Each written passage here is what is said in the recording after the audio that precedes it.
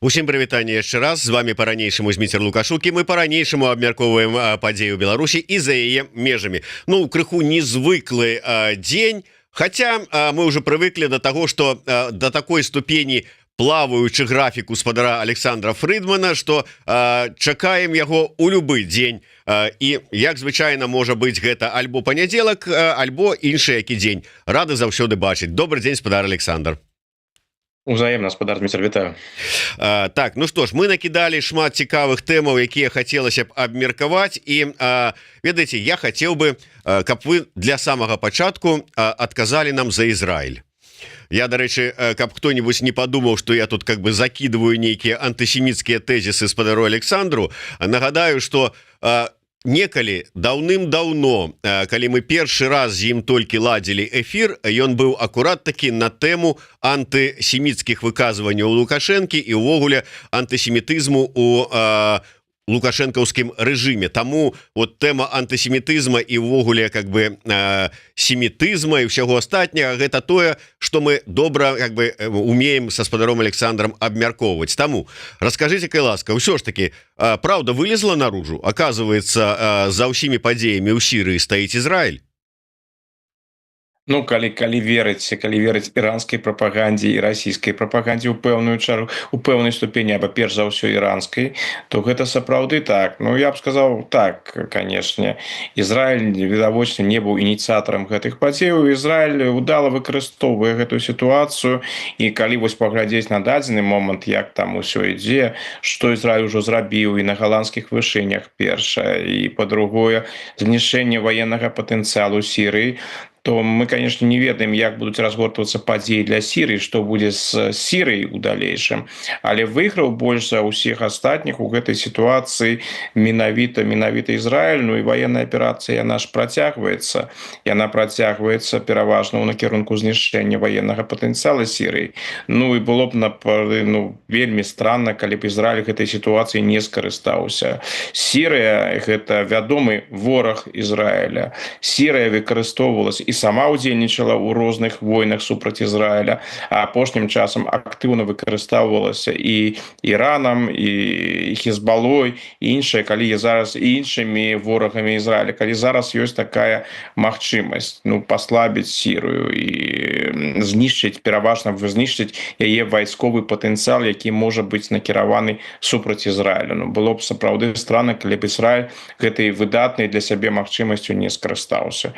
Ізраіль гэтай магчымасцю карыстаецца. Іншае, канешне, тут пытанне, яно цікавае, у якой ступені у тое, што зараз адбываецца ў Сірыі, я маю на ўвазе ваенныя аперацыі Ізраіля, у якой ступені яны каардынуюцца з Расійскай Федэрацыяй, у якой ступені Расія ў гэтым усім удзельнічае. Так, знішчаецца пераважна расійская зброя, но гэта, як бы гэта і странна не гучала, гэта адпавядае інтарэсам Расійскай Федэрацыі, паколькі ніхто не ведае, каму можа патрапіць гэтая сірыйская зброя, якую Расія пастаўляла Асаду, якую зараз сірыйская армія кінула. Гэта першае, яна можа нават у будучыні быць выкарыстана і супраць той жа Расійскай Федэрацыі. Гэта першы момант. Ну а другі момант – гэта той сцэнарый жахлівы для Расіі, які апісваецца рознымі расійскімі ваянкорамі і рознымі расійскімі палітолагамі, што ў неспрыяльных умовах тая ж расійская зброя, якая была ў сірыйскай арміі, яна можа патрапіць да ісламістаў, яна можа патрапіць да Турцыі, яна можа патрапіць да Захаду, яна можа тэарэтычна быць перададзена ўкраіне. Менавіта пра гэта ішла напэўна і гаворка падчас візіту дзяржсакратара Злучаных Штатаў Блінкена ў Анкару, яго перамовы з Эрдаганам. Прынамсі, розныя выданні намякалі на тое, што гэтая тэма будзе абмяркоўвацца. І тут мы можам пабачыць вельмі такі цікавы момант. Блінкен накіроўваецца ў Анкару, вядзе перамовы з Эрдаганам, і адразу пасля гэтага наносяцца вельмі моцныя удары з боку Ізраіля, і важная частка сірыйскага вайсковага патэнцыяла, тыя ж боепрыпасы, ўсё, што іх было там, яно знішчаецца. Каб гэта не патрапіла зараз у краіне, для Расіі гэта, канешне, галоўная задача. Таму я б не выключаў. Я скажу так, Я вельмі скептычна стаўлюся да розных канспіралагічных тэорый, асабліва да тых, якія сыходзяць з Ірана і заходзяць з Турцыі. І ў Іране і ў Турцыі зараз падкрэсліваецца, што Расія ў Сірыі супрацоўнічае з Ізраілем, пастаўляе інфармацыю Ізраілю, ну і фактычна дапамагае Ізраілю знішчаць гэты вайсковы патэнцыял Сірыі. Да гэтай тэорыі я стаўлюся асцярожна, але яе прынамсі не выключаю. Ёсць рэчы, якія ускосна гэтую тэорыю пацвярджаюць. Ну і вось тая аперацыя ваенная, якую правёў Ізраіль учора і сёння ўначы. Ну і акрамя таго, надзвычайна лагодная і спакойная рэакцыя Расійскай Федэрацыі на ізраільскую ваенную аперацыю ў Сірыі.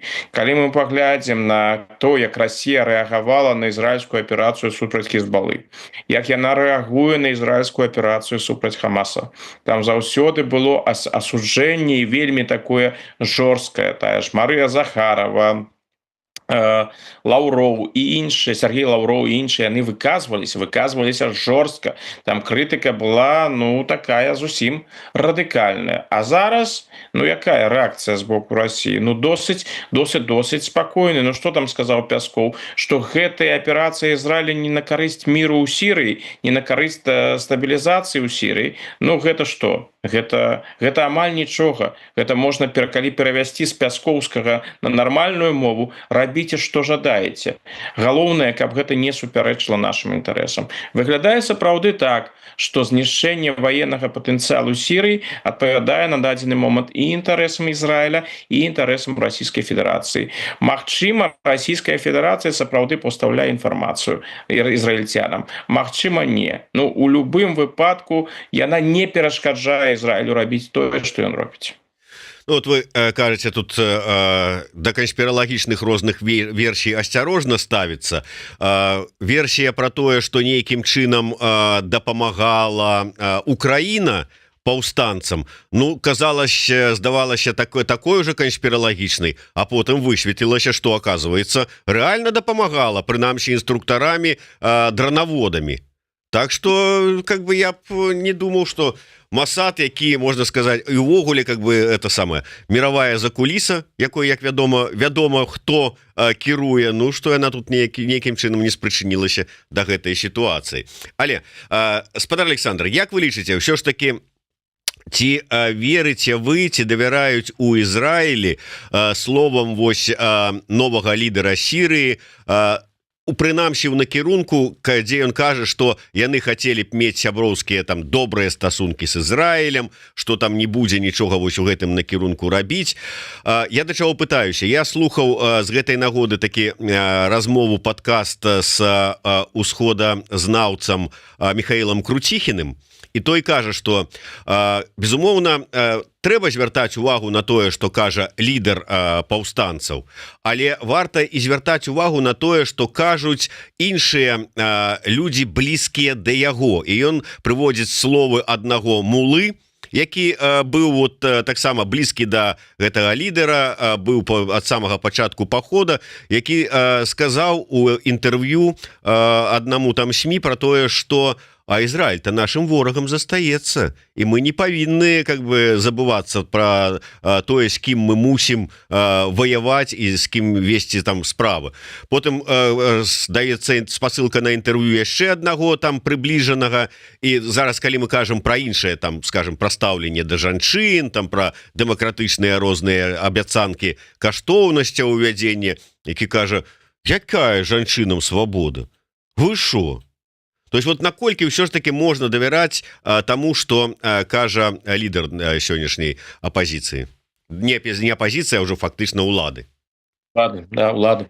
Я пачну з Украіны. Ну, тая версія, якую спачатку прасоўвала расійскі бок, пра тое, што Украіна можа нейкім чынам удзельнічаць і дапамагаць паўстанцам, ну, канешне, у Расіі там, што б дзе ў свеце не адбывалася, там заўсёды Украіна, Злучаныя Штаты і гэтак далей. Гэта іх вядомая канспіралогія. Но ў гэтым сэнсе тое, што Украіна дзейнічае глобальна супраць Расіі, гэта ж вядома, і гэта ўжо было, гэта было ў Малі, напрыклад, супраць вагнераўцаў, было ў Судане. Таму тое, што гэта было ва ўкрае, тое, што было гэта ў Сірыі, тут нічога надзвычайнага няма. І мне гэтая версія ўжо такой абсурднай з самага пачатку не падалася, бо яе прынамсі можна лагічна патлумачыць. Для Украіны Сірыя больш важная і куды больш цікавая, там зусім іншыя магчымасці. Калі мы на сябе сапраўды уявім гэтую сітуацыю, што калі Путін пайшоў на гэты крок і паспрабаваў бы выратаваць Асада, это значыць, ім прыйшлося перакідваць сваіх вайскоўцаў не з Афрыкі, дзе ў іх не хапіла б рэсурсаў, і акрамя таго, калі б яны пачалі перакідваць сваіх вайскоўцаў з Афрыкі, яны б рызыкавалі страціць афрыканскія рэжымы, якія ў іх там ёсць, прарасійскія рэжымы. Прыйшлось бы хутчэй за ўсё пераводзіць менавіта з Расіі. У іх там і так ужо не так ужо і багата добрых вайскоўцаў, падрыхтаваных вайскоўцаў, а ў Сірыі прыйшлося б мець справу, сапраўды з добра падрыхтаванымі ісламістамі. Іх рыхтавала ж турэцкая армія, турэцкія вайскоўцы з імі працавалі. Гэта ўсё не так проста. Калі ж сабе сапраўды уявіць, што перакінулі б яны там, не ведаю, 10 тысяч, 20 тысяч альбо 30 тысяч з украінскага фронту, канешне, гэта было б выдатным сцэнарыем для Украіны, гэта палепшыла б становішча Украіны, тым больш, што верагоднасць застацца ў гэтай сірыйскай багне, у багне грамадзянскай вайны, з яе ўжо не выплаць, яна была б досыць сур'ёзная. Таму Путін і не пайшоў на гэты крок, бо можна было б перакінуць вайскоўцаў, і не факт, што атрымалася бы выратаваць Асада. Таму уласна кажучы, і вырашылі, ладно, Асад Асадам, а Украіна для нас мае больш важную ролю. Акрамя таго, Украіна імкнецца зараз выбудаваць стасункі з сённяшнімі сірыйскімі ўладамі, і тут пытанне перш за ўсё і тычыцца зброі. Канешне, Ізраіль ужо шмат чаго знішчыў, але па-ранейшаму ў запасах сірыйскай арміі засталіся рэчы, якія можна было паставіць Украіне, і Украіна бы зусім была не супраць іх атрымаць. Таму Украіна і будзе працягваць займацца Сірыяй. Што тычыцца кіраўніцтва ісламістаў і ўвогуле новых сірыйскіх уладаў, то словы гэта словы, а справы гэта справы. У Ізраілі вельмі добра ведаюць сітуацыю на Блізкім Усходзе і ведаюць, што словам давяраць асабліва не трэба. Так, можа быць у будучыні і будзе магчымасць выбудаваць новыя стасункі, лепшыя стасункі, куды лепшыя, чым тыя былі якія былі з Асадам. Асад быў ворагам, не вельмі актыўным ворагам, але ворагам Ізраіля, канешне. Але гэта ўсё планы на будучыню. Сёння рэальнасць такая, як яно ёсць, і таму на гэтыя словы, асабліва ў Ізраілі, і увагі не звярнулі, а проста вырашылі зрабіць тое, што і зрабілі. Тая ваенная аперацыя, знішчэнне ваеннага патэнцыяла, і ведаючы, што Сірыя не ў стане зараз нешта супрацьпаставіць Ізраілю, таму Ізраіль проста стварае факты. А фактамі будзе знішчэнне сірыйскага ваеннага патэнцыялу і захоп і кантроль Ізраіля над стратэгічна важнымі галандскімі вышынямі. І хутчэй за ўсё Сірыя ўжо гэтыя галандскія вышыні не атрымае. Тую частку, якую Ізраіль кантралюе 67-го года, відавочна не атрымае, хутчэй за ўсё і не атрымае тое, што Ізраіль захапіў на мінулым тыдні. Так што сірыйскія ўлады могуць працягваць рабіць гэтыя заявы з надзеяй, што Ізраіль не будзе і далей прасоўвацца, што іх не будуць праблемаў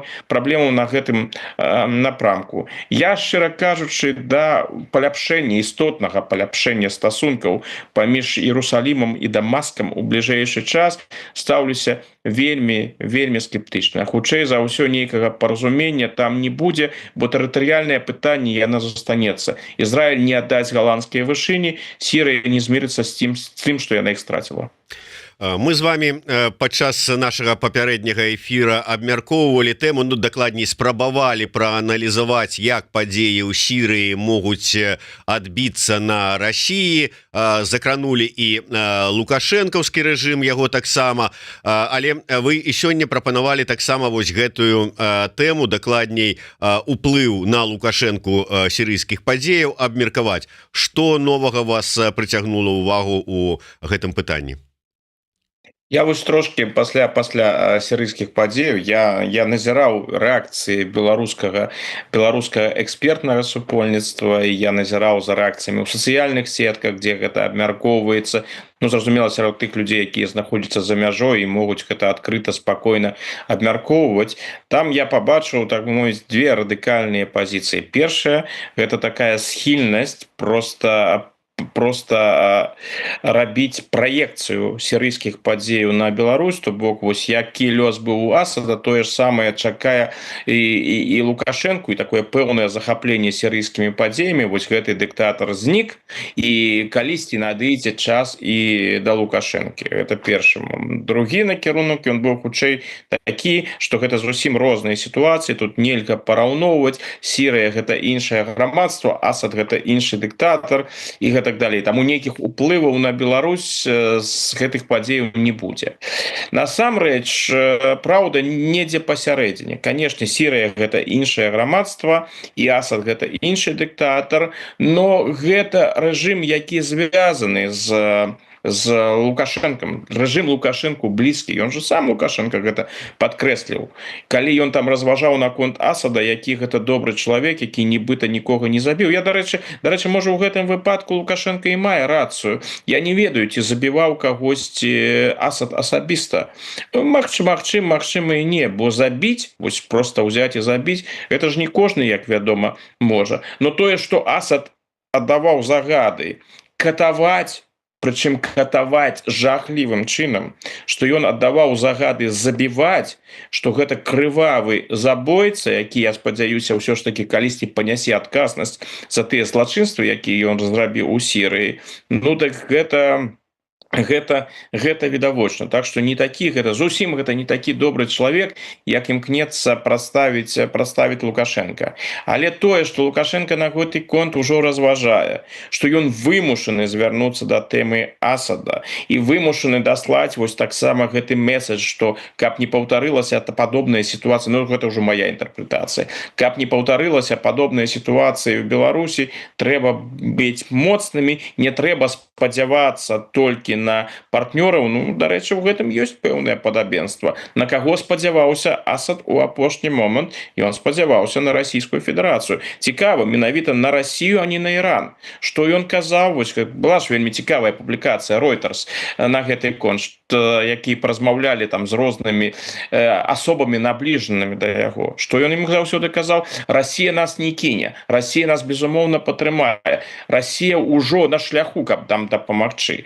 Ну, і што мы бачым, што атрымалася? Ну, нічога з гэтым не атрымалася. Там Лукашенко і робіць для сябе высновы. Трэба спадзявацца на ўласныя сілы. Так што я думаю, што яны уважліва вывучаюць гэты сірыйскі вопыт, і Лукашенку гэта непрыемна, калі ёсць дыктатар, які шмат у чым на цябе падобны. А ў дыктатараў іх куды больш супольнага, чым розніцы. І патэрны іх паводзінаў, і то, як яны ўспрымаюць свет, і жорсткасць. Там звычайна куды шмат падабенства, чым адрозненняў.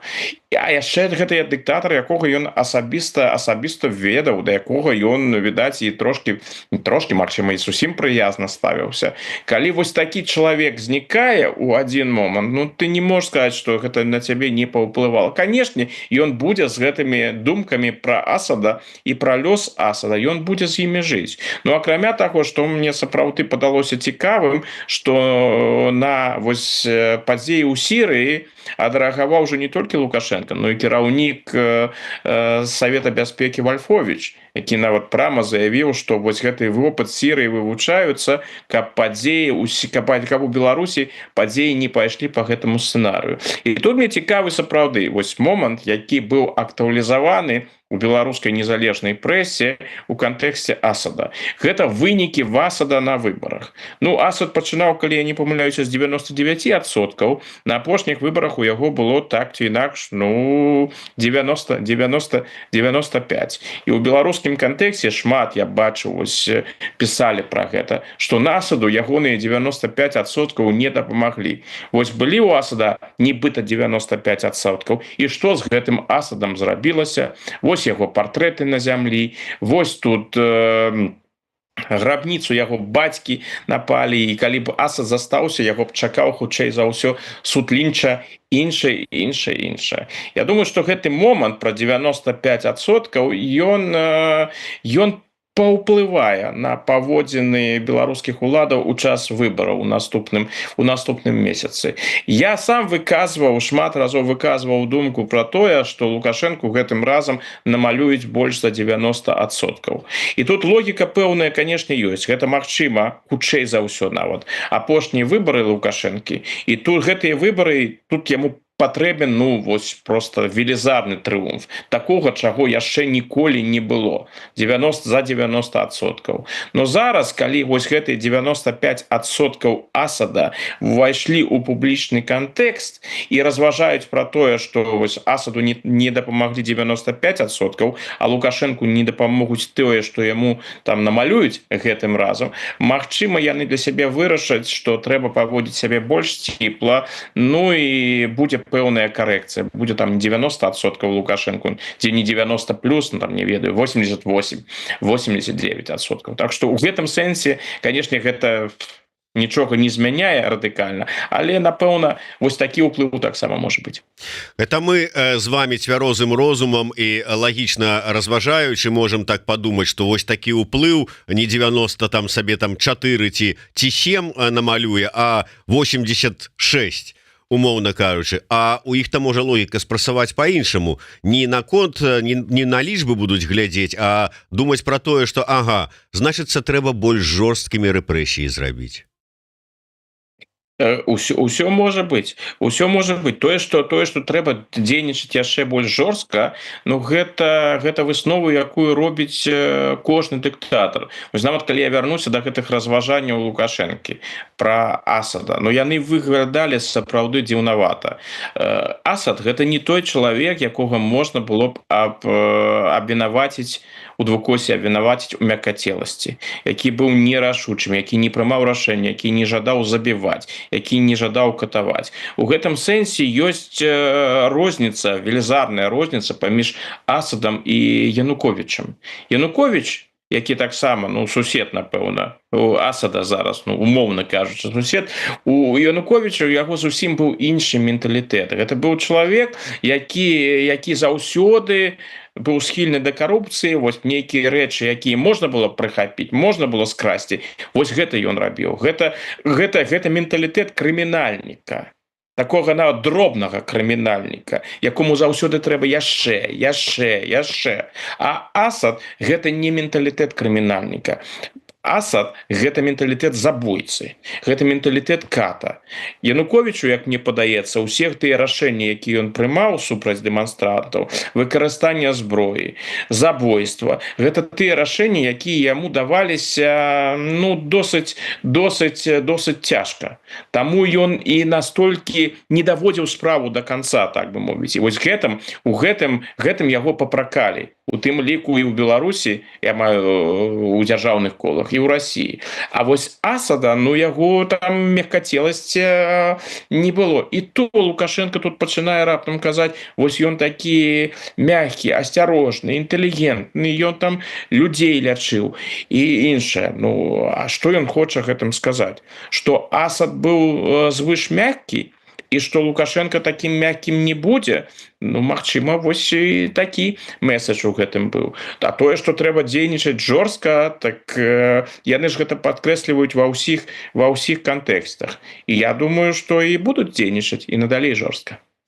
Вы сказали про тое, что звярнули увагу, і это сапраўды, асабліва у прапагандыстаў ва ўсіх фактычна іх так званых топавых прасочвалася, што, маўляў, не трэба разлічваць на вонкавую дапамогу і падтрымку, трэба на свае сілы, трэба войска, і гэтак далей па тэксце. Слухайте, яны ж мы з вами абмяркоўвалі колькі часу таму падпісалі дамову аб гарантыях бяспекі. А сёння намеснік міністра замежных справаў Амбразевіч выходзіць і кажа: мы павінны прысутнічаць на перамовах мірных па ўкраіне, таму што нам неабходныя гарантыі бяспекі. Так ёсць жа ж у вас. Ад каго? Што? Ці што, зразумелі, што ад тых, з кім яны падпісалі, яшчэ ад тых трэба гарантыі бяспекі нейкія мець? Ці што? У чым логіка? Ну тут просто зусім розныя рэгістры. З аднаго боку яны падпісалі гэта, прычым я не думаю, што ініцыятыва сыходзіла з беларускага боку. Гэта хутчэй за ўсё дамова, якую навязалі, бо Путін хацеў просто фармалізаваць адносіны. Путін ён жа юрыст. У яго асаблівае стаўленне да таго, што на паперы заключана. То бок я думаю, што калі Путін жадаў бы і раней выкарыстоўваць беларускія рэсурсы так, як ён жадаў бы іх выкарыстоўваць, ён мог бы зрабіць гэта і без гэтай паперкі. Ну зараз ёсць паперка, ёсць юрыдычная аснова. Што тычыцца перамоваў па ўкраіне, ну гэта другое. У іх аргументацыя будзе такая. На гэтых перамовах гаворка будзе ісці пра пасляваенны лад у Европе, про новые стасунки, а паколькі Беларусь у эпицэнтры падзеяў і важная краіна, яна павінна прысутнічаць. І в гэтым сэнсе іх рыторыка яна за апошнія гады не змяняецца. Но тут просто яна прынцыпова памылковая, і гэта нереалістычная ацэнка сітуацыі. Справа-то ў тым, тое, што кажа Амбразевич, пэўная логіка ёсць, калі вось бакі прыйшлі і дамаўляюцца пра будучыню, калі вырашаны ўсе галоўныя пытанні, калі ёсць мірная дамова паміж Кіевам і Масквой, калі зразумела, як выбудоўваюцца стасункі, што будзе далей. А гэтага нічога і блізка няма. Дыскурс ён пра што зараз прысутнічае? Пра то, каб спыніць вайну. Вось давайте зробім тое, што мы зараз можам зрабіць. А зараз мы можам толькі спыніць вайну. А астатніх пытанняў іх няма.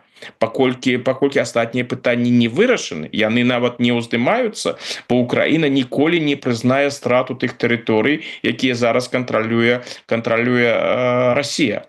Вось. І гэта толькі адно з пытанняў. А ёсць яшчэ пытанне пра кампенсацыі ў краіне. А ёсць яшчэ пытанне пра стасункі ўкраіны з захаду. А ёсць яшчэ пытанне пра НАТО. Іншае. Гэта тыя пытанні, якія зараз высветліць немагчыма.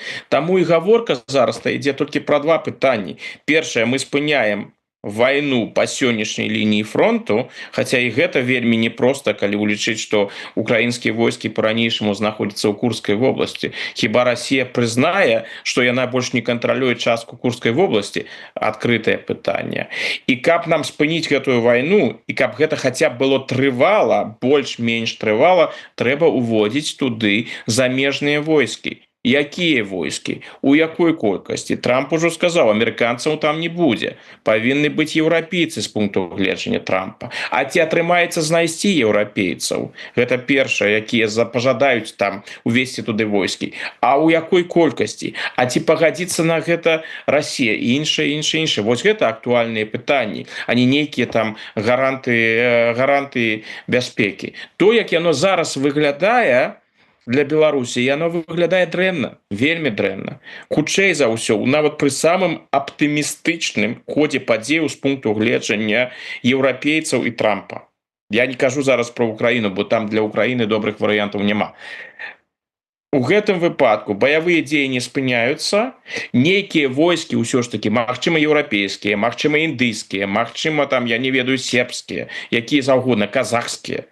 Дарэчы, узнікне ў гэтым кантэксце пытанні наконт беларускіх войскаў, напэўна, калісьці. Яны ўводзяцца туды, і ўсё. Вайна замарожана. Жалезная заслона засталася. Нейкага выхаду з гэтай сітуацыі не будзе. Тыя пытанні, пра якія жадае абмяркоўваць Амбразевич, гэтых пытанняў нават узнімаць ніхто не будзе. Яны не актуальныя. Абсолютно не актуальны. Можа внездзе пра 10 гадоў, 20 гадоў, 15 гадоў, калі не будзе Пуціна, калі не будзе Лукашэнкі, калі зменіцца сітуацыя на ўсходняй часткі кантынента, гэтыя пытанні могуць стаць рэалістычнымі. Зараз толькі одно рэалістычнае пытанне, ці атрымаецца спыніць баявыя дзеянні, ці не атрымаецца. Вось, можа быть, мы до гэтай тэмы зараз паступова і перайдзем, але перш я хочу нагадаць усім пра неабходнасць подпісацца на телеграм-канал спадара Александра Фрыдмана. Спасылачка будзе тут у нас у каментатарскай. Подписывайтеся, але асцярожна, экстрэміст усё ж таки. Ось, дарэчы, я казаў ужо про тое, што на мінулым тыдні экстрэмісцкім фармаваннем былі прызнаныя вольныя купалаўцы. Акурат таки ў Варшаве на заканчэнне гэтага тэатральнага сезону 20-21 яны показваюць свой спектакль экстрэмісты. Так что калі ёсць жаданне, завітайце, вельмі цікава, раю. Ну і безумоўна подписывайтеся на YouTube канал Еўрарадыё. Так, спадар Александр, давайте трошку адхілімся ад гэтай тэмы і раскажыце мне, што ж там адбываецца зараз у Нямецчыне. Что там з Шольцам? Кажуць про тое, что вотум недаверу яму вырашылі зараз выставіць, і ці сапраўды гэта можа здарыцца, і якія наступствы? Ну, гэта было чакана, і фактычна будзе сенсацыяй, калі гэтага вотума недаверу то не будзе. Кааліцыя, нямецкая кааліцыя, якая існавала пасля 2021 года, яна больш не існуе. Лібералы гэтую кааліцыю пакінулі, ну хутчэй за ўсё не тое, што пакінулі, а яна скончылася і пры актыўным удзеле Шольца. Ну так ці інакш, гэта такія ўжо акалічнасці для таго, каб правесці новыя выборы, а новых выбораў жадае і ўрад, хутчэй тое, што ад урада засталося, і апазіцыя. Ёсць пэўны механізм у нямецкім асноўным законе, гэта вотум недаверу федэральнаму канцлеру. Пасля гэтага федэральны прэзідэнт мае магчымасць распусціць Бундестаг, і будуць прызначаны новыя выборы. Ну тое, што зараз адбываецца, гэта ўжо фармальнасці. Хутчэй за ўсё, на 99% будзе сёння вотум недаверу Шольцу, і будуць абвешчаны ў выніку новыя выборы, і ўжо вядома, што яны адбудуцца напрыканцы лютага наступнага года. То бок гэта такі працэс фармалізацыі. А так у Германії, конечно, ідзе ўжо актыўным чынам ідзе прадвыбарчая барацьба, і тэма Украіны і дапамогі Украіне, яна адыгрывае вельмі важную ролю. Яна можа стаць нават ключавым пытаннем. І тое пытанне, якое ўзнікне, напэўна, у бліжэйшыя тыдні, яно ўжо знікла, яно будзе проста больш актыўна абмяркоўвацца.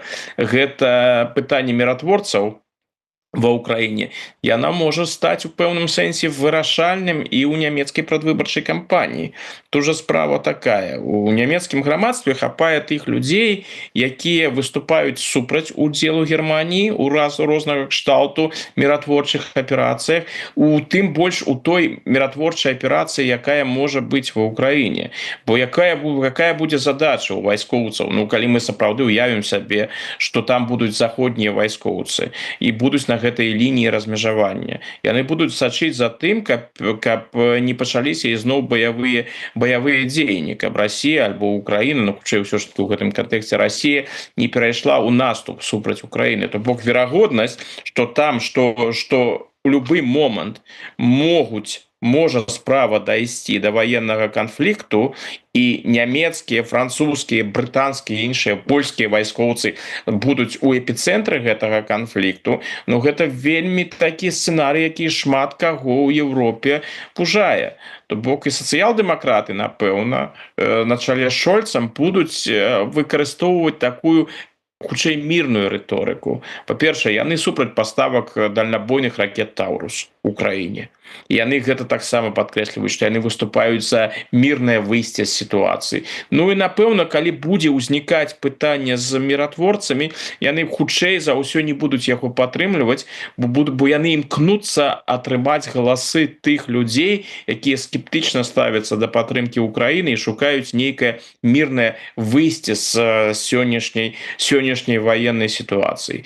Калі паглядзець на апытанні, якія выходзяць, ну, тэндэнцыя застаецца ранейшай. Упэўнена ў апытаннях, упэўнена ідуць на першым месцы хрысціянскія дэмакраты. Так, іх вынікі асабліва не паляпшаюцца, нават трошкі пагоршыліся.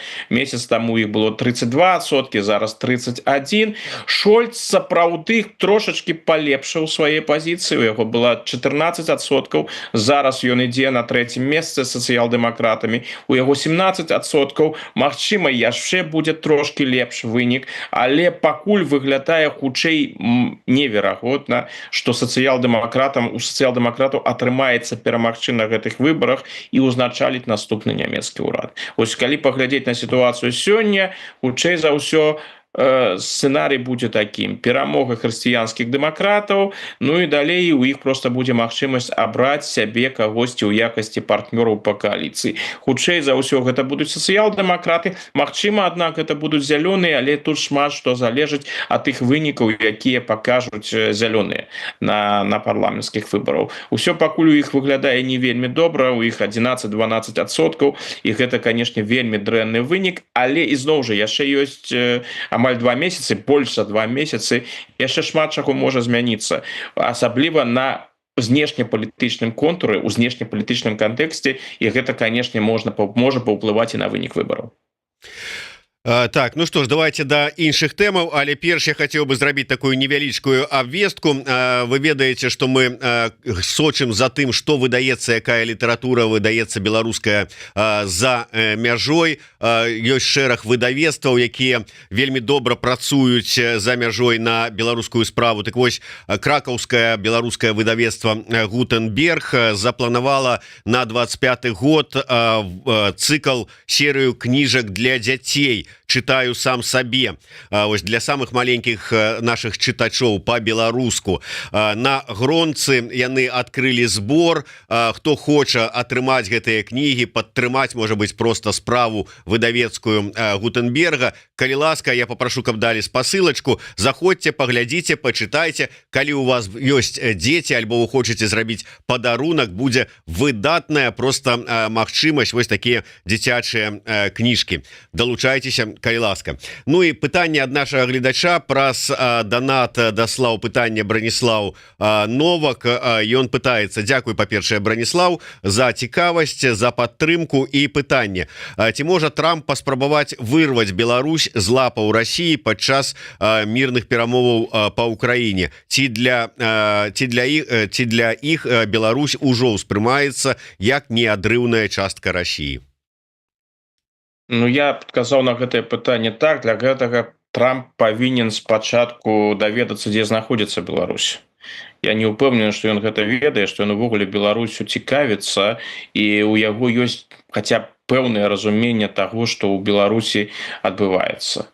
Я, шчыра кажучы, не бачу нейкай такой актуалізацыі сур'ёзнай беларускай тэматыкі ў гэтым кантэксце, і хутчэй за ўсё тут нічога просто ў гэтым напрамку не адбудзецца. Гэтая тэма нават не будзе закранацца. На жаль, на захадзе прысутнічае, асабліва ў Еўропе, прысутнічае ўяўленне пра тое, што Беларусь ужо так моцна знаходзіцца пад кантролем Расійскай Федэрацыі, і выцягнуць Беларусь з расійскіх купцюроў, ну, фактычна амаль немагчыма, і што нейкія змены адпаведна ў Беларусі немагчымы ў гэтым кантэксце. Так што я не думаю, што беларускае пытанне якімсьці чынам будзе ўздымацца. Не выключана, аднак, што Лукашенко сам будзе рабіць крокі насустрач Трампу. У Лукашенко вельмі добры вопыт быў стасункаў з адміністрацыяй Трампа. Но тут трэба што сказаць, што ў тыя часы беларускім пытаннем займаліся і цікавіліся людзі, якія сфармаваліся ў часы халоднай вайны, якія ўспрымалі там кантакты з Лукашенкам, я такую магчымасць трошки паслабіць ціск з боку Расіі на Беларусь, ну і паспрабаваць у лепшым выпадку выцягнуць Беларусь з расійскіх абдымкаў. Я маю на ўвазе Майка Пампео і Джона Болтона, асабліва Болтона, які, ну, такі вельмі знаны і кваліфікаваны спецыяліст у Еўропе, застаецца кваліфікаваным спецыялістам у еўрапейскіх пытаннях, але такі досыць радыкальны спецыяліст у тым сэнсе, што ён імкнуўся выбудаваць на межах Расіі такі альянс з краінаў, які знаходзяцца на дыстанцыі ад Расіі і супрацоўнічаюць з Захадам. Ну, як мы ведаем, і Пампео, да і Болтон, яны адкрыта гэта прызнаюць. Кантакты з Лукашенком былі, але нічога сур'ёзнага, такога прынцыповага з гэтага не выйшла, і мы ўсе ведаем, як разгортваліся падзеі пасля 2020 году. Ну, Лукашенко хоча, канешне, атрымаць дадатковыя магчымасці для супрацоўніцы, так бы мовіць, адысці трошки ад гэтай залежнасці ад России, ну, по магчымасці адысці. Таму, і думаю, будзе імкнецца дасылаць розныя месаджы амерыканцам, будзе спрабаваць амерыканцаў зацікавіць у сваіх магчымасцях. Но не думаю, шчыра кажучы, што ў гэтых сённяшніх наших геапалітычных рэаліях, як яны ёсць, што яго ёсць сур'ёзныя магчымасці. Я просто не бачу, што б Лукашенко сёння мог бы амерыканцам прапанаваць, тым больш у той ступені залежнасці, якая ёсць ад России. Акрамя таго, не трэба забываць, што калі Лукашенко будзе спрабаваць рабіць там нейкія крокі ад России у амерыканскім напрамку, хаця б паляпшаць стасункі са Злучанымі Штатамі, ну гэта для Лукашэнкі азначае пэўную рызыку. Россия, магчыма, такое і не даруе. Таму нейкія крокі, можа, з боку Лукашэнкі і будуць, але вельмі асцярожныя. Якаснага паляпшэння стасункаў, я думаю, не будзе, і я не думаю, што з боку сённяшняй амерыканскай адміністрацыі будзе, не сённяшняй, а наступная амерыканская адміністрацыя будзе асаблівая цікавасць да Беларусі. На жаль, гэта так. Так, хотел бы яшчэ да вас зараз скарыстаць як гісторыка, каб вы мне патлумачылі одну справу. Мы з вами пэўны час таму абмяркоўвалі сітуацыю, калі у прапаганды ну просто подорвала ад пэўных выказванняў, якія сабе дазволілі у сваіх аўтарскіх праграмах Мікіта Мелказёраў і у эфіры Еўрарадыё Павел Усаў. Абедзве тэмы тычыліся Другой сусветнай вайны, дарэчы, дакладней перыяду акупацыі нацысцкай Германіі і Беларусі, ну і таго, што тут адбывалася. То есть адзін і другі выказаў свой погляд на тыя ці іншыя вось падзеі, што адбывалася падчас гэтай акупацыі. Падарвала канкрэтна, там завялі крымінальную справу чарговую на Мікіту, там па ўсіх гэтых чатах уся прапаганда пісочыла Усава, не знаю, чым скончылася, але таксама патрабавалі, каб пракуратура завяла на яго нейкія там справы ці там што там зрабіла. Не прайшло і часу там колькі. І вось на мінулым тыдні ізноўку гэтым разам ахвярай для прапагандыстаў стаў таксама гісторык, папулярызатар гісторыі, вядучы YouTube канала «Вусы з Карыны» Тимох Акудович, які троху закрануў перыяд, калі панаваў у Беларусі гаўляйтер Кубы. І зноўку, чаго толькі не пачалося, там і губазікі гэтыя прыйшлі, ну я разумею, яны не там усе не толькі тэатралы вядомейшыя, але аказваюцца і гісторыкі ўсе. Але чаму іх так падрывае на гэтых тэмах? У вас ёсць тлумачэнне? Пэўна ёсць. У мяне ёсць версія, я гэта так пазначу. Я ўсё ж таки гэтыя кейсы, у іх ёсць шмат супольнага, ёсць розніца пэўная. Ўсё ж таки Мікіта Мелказёраў, ён не гісторык, ён чалавек, які займаецца папулярызацыяй гістарычных ведаў, ён выдае уласны погляд на тыя ці іншыя падзеі. Я думаю, што уся гэтая істэрыя ў сувязі з Мелказёравым, яна звязана хутчэй за ўсё з яго папулярнасцю. Гэта спроба, так бы мовіць, паўплываць на яго, зрабіць яму дрэнныя рэчы, каб ён там падумаў, ці трэба яму працягваць у гэтым накірунку. То бок гэта ціск на Мелказёрава. Тут справа не столькі ў тэмах, якія ўздымае Мелказёраў, сколькі ў папулярнасці Мелказёрава і ў тым, што яго ёсць досыць вялікая аўдыторыя, і пераважна, наколькі я разумею, гэта аўдыторыя ў Беларусі. Нічога такога у беларускім сегменце Ютуба праўладным, наколькі я разумею, няма. І гэта іх непакоіць, гэта ім не падабаецца, таму і такая была звышнервовая рэакцыя на Мелказёрава. Што тычыцца і Вусава, і Акудовіча, то я думаю, што тут хутчэй за ўсё ідзе гаворка пра праўладных гісторыкаў, якія даўно ўжо арыентуюцца на Расію і прасоўваюць расійскія гістарычныя наратывы і свае погляды лічаць адзіна магчымымі, і яны проста, карыстаючыся той уладай, якая ў іх ёсць, тымі магчымасцямі, якія ёсць, яны імкнуцца звесці асабістыя рахункі з тымі людзьмі, чые погляды іх не падабаюцца, ім не падабаюцца. Ну а тое, што гэта тэма другой сусветнай вайны, ну на месцы тэмы другой сусветнай вайны магла быць іншая тэма. Гэтую тэму яны ўзнялі, бо яны лічаць, што вось на гэтай тэме можна асабліва добра закрануць пачуцці публікі. Тым больш тое, што як яны паказваюць і выказванне Акудовіча, і выказванне Усава, яны ж былі прадстаўлены на прапагандысцкіх ресурсах у скажоным выглядзе. Вось. Калі яны ўжо так ім не падабаецца тое, што кажа Усаў, альбо не кажа Акудовіч, ну так давайте наладьте дыскусію, паспрабуйце з імі паразмаўляць. Ну дакажыце пераканаўча, што ваша пазіцыя верная, а Акудовіч з Усавым, ну дакладна памыляюцца. Не, нічога гэтага ж няма. Тут ідуць розныя заўсёды ярлыкі, абразы, іншыя, ну і адразу ж крымінальныя справы. Мне падаецца, там была досыць цікавая цытата Вадима Гігіна ў гэтым кантэксце. Яна прыкладна так гучала, што калі чалавек пэўных людзей не лічыць, калі магу папыляцца, ну прыкладна так это ішло, калі чалавек не лічыць пэўных людзей героямі Беларусі і не гатовы там, не ведаю, ухваляць Мяшэрава і іншых, то ён абавязкова вораг Беларусі. Ну гэтага ўвогуле кантэкст досыць дзіўны. Калі гэты чалавек лічыць сябе гісторыкам, то ён павінен ведаць, што розныя асобы, якія ў гісторыі ёсць, пра іх вядуцца спрэчкі, ёсць розныя погляды, абсалютна розныя погляды. А вось такая ідэалізацыя і апалагетыка у напрамку таго ці іншага персаналу, гэта нічога агульнага з гісторыяй ужо не мае. Таму яны павінны для сябе вызначыцца. Калі яны займаюцца прапагандай, дык павінны называць сябе прапагандыстамі. Бо калі такія людзі лічаць сябе гісторыкамі і кажуць, што яны гісторыкі, дык гэта ганебна для гісторыкаў, як для прафесіяналаў. Гэта не тыя людзі, якія могуць называць сябе гісторыкам. Не кожны чалавек, які атрымаў недзе нейкі гістарычны дыплом альбо начытаўся гістарычных кніжак, можа называць сябе гісторыкам. Тут трэба глядзець і на тую, якую працу рабіў гэты чалавек, на сур'ёзнасць выданняў, ну і на сур'ёзнасць заяву. А калі робяцца такія заявы, успрымаць гэтых людзей сур'ёзна, ну не, хутчэй не.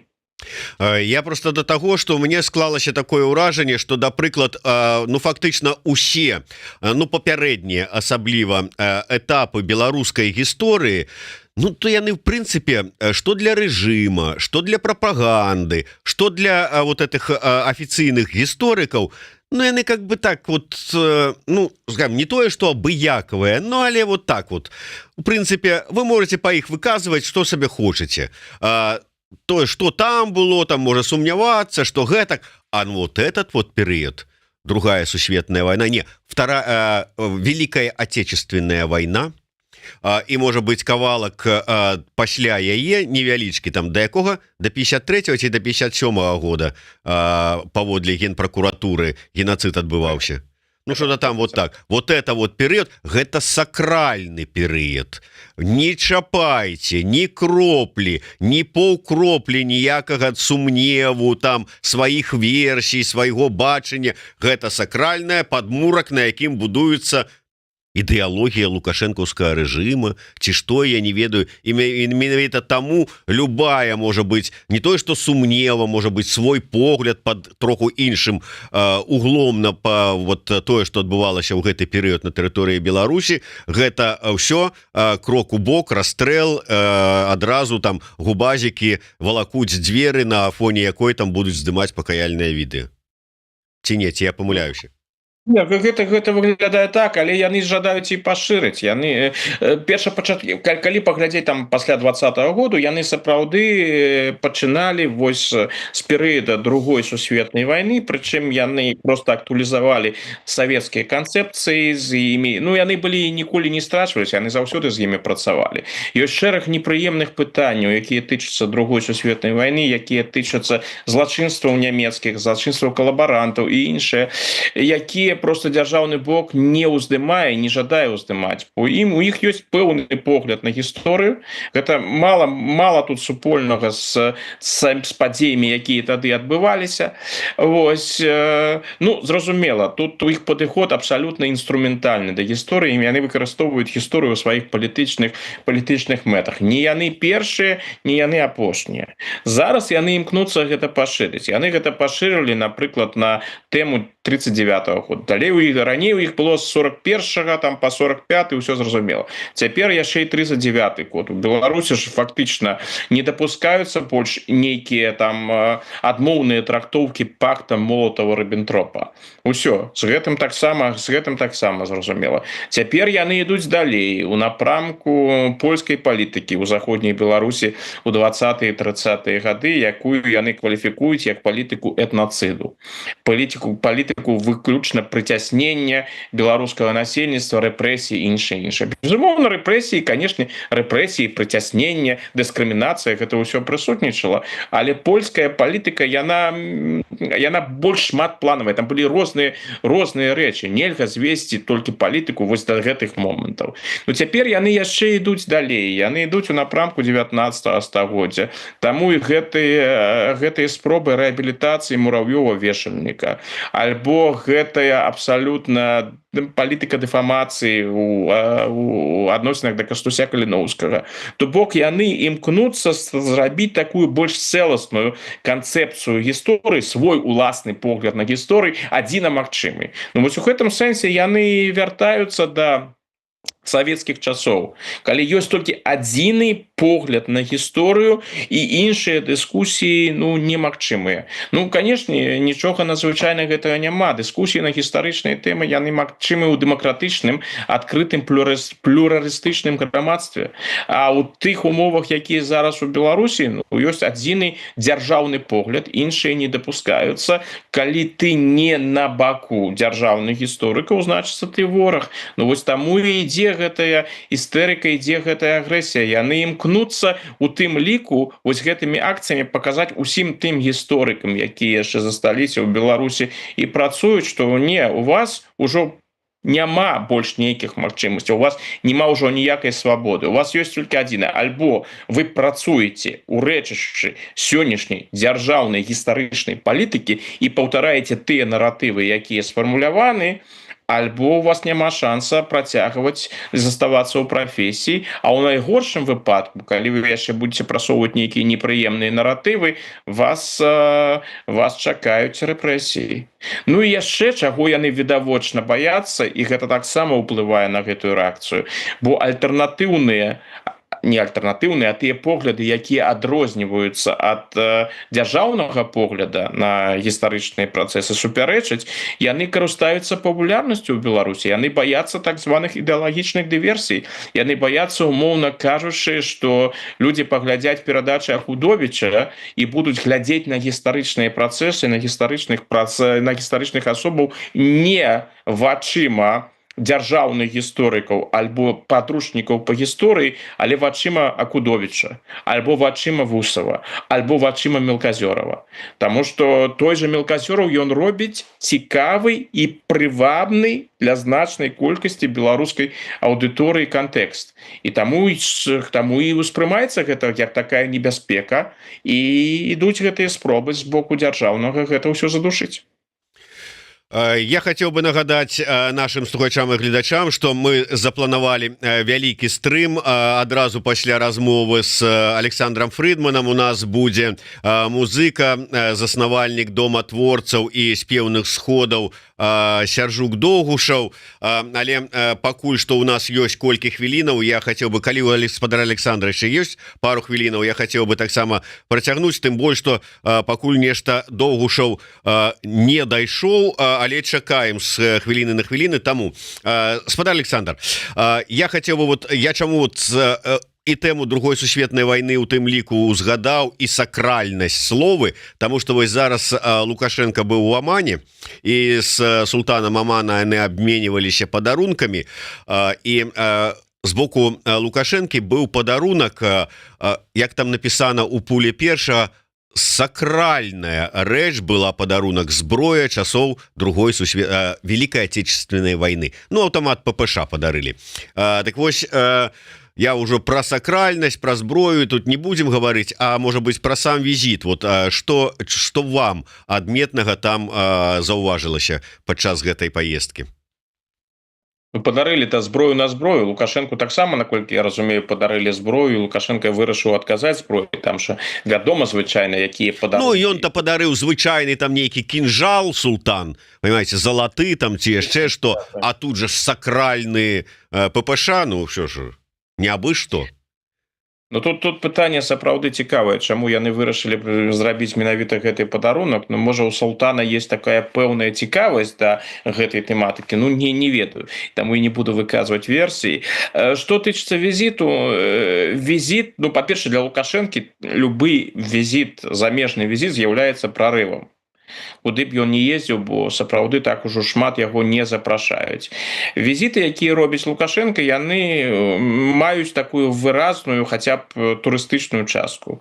Гэтым разам гэтай турыстычнай часткі вельмі шмат, таму тое, што Лукашенко паказвае, дэманструе ў якасці вынікаў, ну, мае абсалютна агульны характар. Мы маем, што яны рабілі учора. Учора яны ўвогуле цытавалі той артыкул ад імя Лукашэнкі, які з'явіўся ў адным аманскім выданні, дзе Лукашенко прапаноўваў супрацоўніцтва і так гэтак далей. То бок Лукашенко прапаноўвае, а які быў адказ аманскай стараны, невядома. Ну, зараз былі заявы Лукашэнкі пра тое, што аманцы не аманцы, напэўна. Аман жадае выбудоўваць супрацоўніцтва і нават жадае стаць такім хабам для беларускіх тавараў у гэтым рэгіёне. Ну, гэта заявы. А заявы гэта заявы. Паглядзім, якія будуць справы. Тое, што пака там мы бачылі, як Лукашенко паводзіць сябе, што яму там паказваюць, ну, такі турыстычны. Выглядае досыць турыстычна. Вось. Ну, і таксама бачна, што такія візіты Лукашенку даюцца ўжо не вельмі лёгка. Але ён іх робіць, паколькі ў яго ёсць надзея такім чынам прасоўваць таксама эканамічныя стасункі, так ці інакш. Аман гэта заможная дзяржава. Там можна зарабіць, калі нешта атрымаецца. Але пакуль ніякай канкрэтыкі не было, і самае галоўнае, не было нейкіх выказванняў з аманскага боку. А што тычыцца султана, ну, тыя відэо, якія паказваліся, ну, ён выглядае чалавекам вельмі стрыманым. Можа, гэта такія рысы яго характару. Можа, ён, у прынцыпе, не ў захапленні ад гэтага візіту. Лукашенко паводзіць сябе звычайна. Калі ён у гасцях, ён імкнецца паказаць, наколькі ён прыязна ставіцца да гаспадароў, з якой павагай. Ну, вядомае становішча. Але пакуль абсалютна не зразумела, што гэта яму прынясе. Ну, зможа сябе, як мінімум, зможа запісаць сябе яшчэ адзін замежны візіт. А потым скажуць, вось глядзіце, якая у нас велізарная геаграфія. У Пакістане быў, вось яшчэ зараз у Амане пабываў, ну, вось такі буйны палітык. Вось такі буйны палітык. Кажуць нам, што прыйшоў ужо Сяржук Доўгушаў, маша нам рукой там праз вакно студыі. Ну, спадар Александр, Грузію будзем закранаць, ці ўжо будзем на сёння развітвацца? Як жадаеце. Ну, давайте, калі у вас ёсць яшчэ хвіліначка, бо вы адзначылі, і гэта тэма ўсё ж такі мінулага тыдня. Што вы хацелі падзначыць, што чакае Грузію, ці гэта знак, ці гэта не знак, што вось такая змена адбылася? Што далей? Вот што вы хацелі асабліва вывесці на першы план? Мне падаецца, што Грузія паступова рухаецца да піку вось у гэтага крызісу. Зараз у Грузіі ўжо двоеўладдзе фактычна. З аднаго боку ёсць прэзідэнт Зурабішвілі, якая не збіраецца пакідаць сваю пасаду, а пратэсты працягваюцца. Яна вельмі важная фігура ў сэнсе ідэнтыфікацыі для пратэстоўцаў у Грузіі. Гэта з аднаго боку. З другога боку ёсць новы абраны прэзідэнт Кавелашвілі, які робіць, ну, такія вельмі крытычныя заявы ў адносінах да Еўропы, і якога таксама прызнала ўжо пэўная частка краінаў, напрыклад тыя ж суседзі Грузія, Азербайджан і Арменія яго прызналі. Наколькі я разумею, ну Расія яго не віншавала, у іх жа няма дыпламатычных стасункаў, таму і віншавання не было. Ну вось Лукашенко яго павіншаваў. Гэта напэўна не самы лепшы знак для Кавілашвілі і ўвогуле для грузінскіх уладаў, што адным з першых павіншаваў яго менавіта Лукашенко. Дарэчы, паказвае, якая цікавасць у Лукашэнкі, у лукашэнкаўцаў да падзеяў, якія адбываюцца ў Грузіі. Пратэсты працягваюцца. Я думаю, што наступны гэты тыдзень, магчыма наступны тыдзень яны будуць вырашальнымі. Магчыма будзе нейкая эскалацыя з боку уладаў, і гэта можа яшчэ даць дадатковы імпульс да пратэстаў. Магчыма, пратэсты так будуць выдыхацца. Сітуацыя ў Грузіі застаецца вось такой адкрытай па-ранейшаму. Думаю, што і на наступным тыдні нам будзе што абмеркаваць на грузінскім напрамку. Ну у любым выпадку шмат заўсёды ёсць што абмеркаваць са спадаром Александром Фрыдманам, у тым ліку і ў грузінскім напрамку. Таму на сёння я яшчэ раз заклікаю ўсіх подписываться на телеграм-канал спадара Александра Фрыдмана. Не забывайте про YouTube канал Еўрарадыё. Замаўляйте сабе папярэдне, падтрымаўшы ідэю выдавецтва Гутенберг дзіцячыя кніжкі на 25 год. Ну і безумоўна ідзіце на спектакль экстрэмісты ад вольных купалаўцаў. Все гэта інфармацыя ёсць у нас у каментатарскай. Калі ласка, далучайцеся, а мы не завершаем наш стрым, хоць і развітваемся са спадаром Александром. І зараз у нас будзе Сяржук Доўгушаў. Не адключайцеся, хутка побачымся. Жыве Беларусь.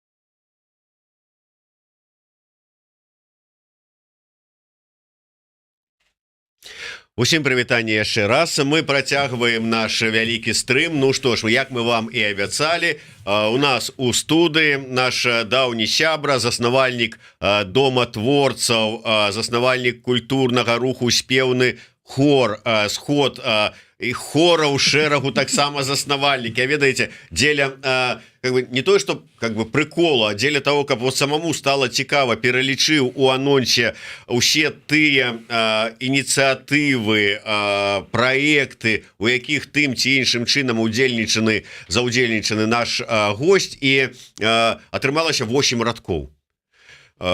Дзеля цікавасці можна паглядзець. Я сапраўды просто здзіўляюся, адкуль яго сілы, імпэт і ўсё астатняе, каб на ўсё гэта хапала часу, энергіі. У Сяржук Доўгушаў у нас у эфіры. Прывітанне, Сяржук. Я кажу, что как бы ты не сыходил отсюда. Часто бываю. Я б не сказал, что часто ты бываешь. Калі ты был апошні разу? Где-то с полгады тому, может, нават болей. Не, час летит, так. Да. Здаецца, недавно, так. Здаецца, але з таго часу шмат чаго здарылася. Да прыкладу, вось днямі 15 снежня беларускаму дому творцаў, заснавальнікам якога Сяржук і з'яўляецца, споўнілася 3 гады. Вот 3 гады, здавалася б, ну, колькі таго там 3 гады, але у наших варунках гэта сапраўды вельмі вялікі тэрмін, асабліва калі мы разумеем, у якіх умовах даводіцца існаваць, даводіцца працаваць. І вось не далі як летам дом творцаў таксама перажыў такі даволі сур'ёзны крызіс. Крызіс, я кажу, выклік часам. Каб... Да, што было, і ўвогуле давай пра дом творцаў. Ну, калі пачаць той сітуацыі, якая ўзнікла, это вядома, паўсюль мы пісалі, што ініцыятыва пад пагрозай, што можа закрыцца і хутка не будзе гэтага дому, таму што не было фінансавання, і донары, якія абяцалі нас падтрымаць, сказалі, на жаль, да канца года скарацілі фінансаванне, мы вас не зможам больш падтрымліваць. І мы пачалі паўсюль рабіць зборы і на байсол, і нас жуткія. І в прынцыпе я ўдзячны ўсім спонсарам, усім сябрам, і ў прынцыпе падтрымліваюць тых, хто і мяне ведаюць, і тыя праекты, якія раблю, ведаюць. Частка людзей, беларусаў ЗША вельмі добра таксама падтрымалі. І вось дзякуючы ім мы змаглі выйсці з гэтай складанай сітуацыі. Значыцца, ініцыятыва патрэбна, значыцца, мы будзем далей дапамагаць творцам. І тут адразу такая добрая пазітыўная навіна. Мы так хадзілі, сумавалі весь час. Я думал, так, як гэта знайсці, як гэта сабраць, ужо пакавалі карціны, там все это.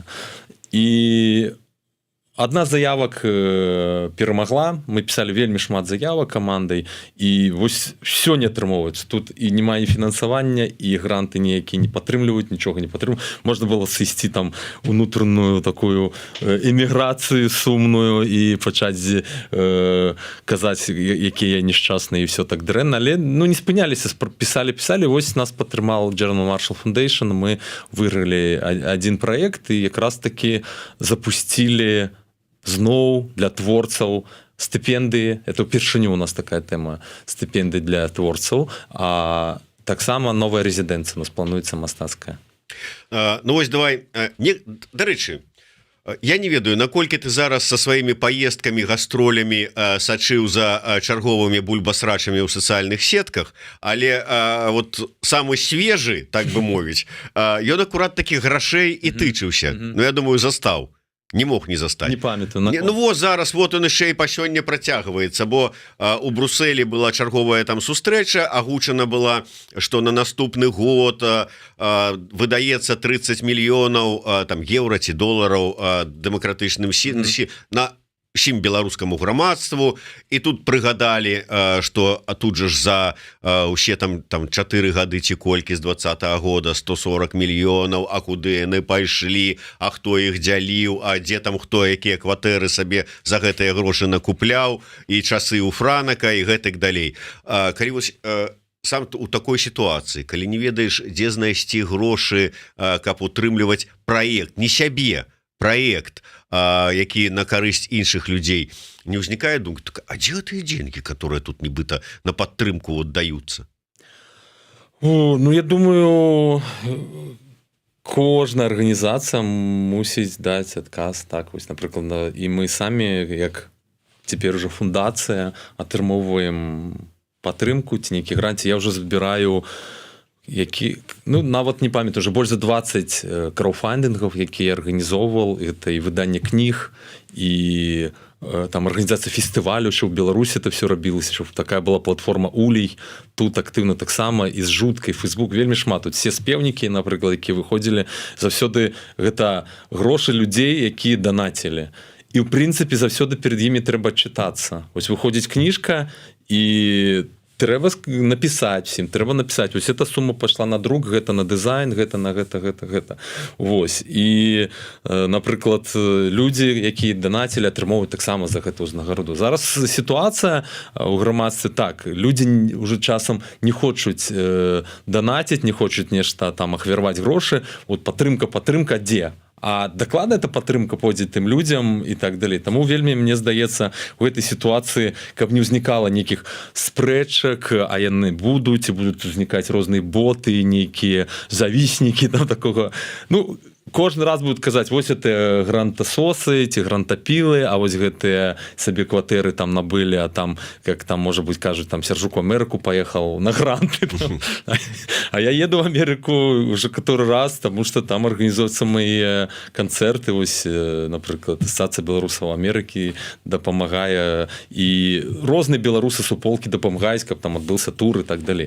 Таму, мне здаецца, важна, калі ўзнікаюць пытанні і пытанні празрыстасці, да, вось калі ёсць пытанні нейкі, вось я не верю там, што та арганізацыя там гэтыя грошы туды, то бок ёсць заўсёды пэўны справаздачы, заўсёды можна нават пабачыць, ёсць у адкрытай дасяжнасці, напрыклад, хто які гранты атрымоўваў, якая сума выдаткоўвалася, і в прынцыпе можна пабачыць, параўнаць, вось они атрымалі такую суму, а што яны на эту суму зрабілі, напрыклад, они зрабілі там вечарыну, ці яны зрабілі там 20-30 канцэртаў там і так далей. Таму мне здаецца, тут на сумленні кожнага, з другого боку, кожныя нават спрэчкі, я часам кажу, там можна пабачыць нейкі такі ганебны каментар, там той такі, патрэбны быць доказы, да, патрэбны дакладна штосьці да гэтага прыкласці. Калі гэта ёсць, тады да, можна размаўляць, а так часам это просто бывае нейкая бульба-срач. Так. Не, я разумею пра сумленне, пра празрыстасць, якое павінна быць, і мы вот зараз пра на гэтыя тэмы так палітычна і размаўлялі, і Валерый Кавалеўскі тут апавядаў, як это ўсё працуе і гэтак далей. Мне вот чыста з пункту гледжання таго, што ты апынуўся перад сітуацыяй, калі няма грошай. Вот ніхто не дае ніякіх ні грантаў, нічога, пад пагрозай твой праект, пад пагрозай закрыцця. І ў той же час ты ведаеш, што на дэмакратызацыю, умоўна кажучы, там ці дэмакратычныя працэсы, ці на беларускае грамадства выдаткоўваліся нейкія мільёны.